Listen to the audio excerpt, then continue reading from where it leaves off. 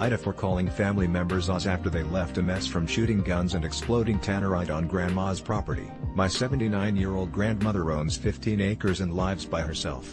There are 5 horses on this property, 2 of which are mine. She lives a state away from most of our family and I'm often the only one that visits, and I help take care of her, the land and the animals. I moved to this state just to be closer to her. She's currently out of state visiting family for 11 days. Many of my family members have guns and they like to come to the property and shoot. The property is not designed for shooting, it's for livestock. There's a single large pasture in the back and a small paddock next to the house with a horse shed where I feed the horses. For the past few years they have come to shoot and leave.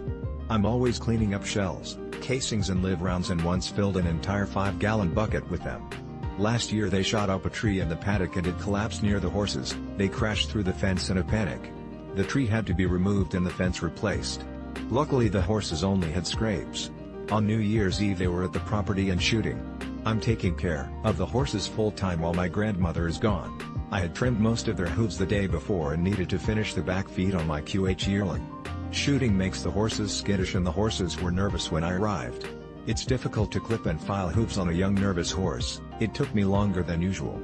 I arrived at 2:10 and finished at 3:16 p.m. I have cameras and left while there was still a couple hours of light remaining and had a wonderful new year. Yesterday I get to the property and it's a disaster. The trees are full of holes and are going to die. There are chunks of shredded metal cans, wood, and plastic everywhere.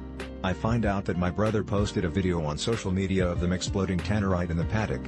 I don't have social media, so I commented on the video from my spouse's profile with permission that they are assholes for leaving such a huge mess.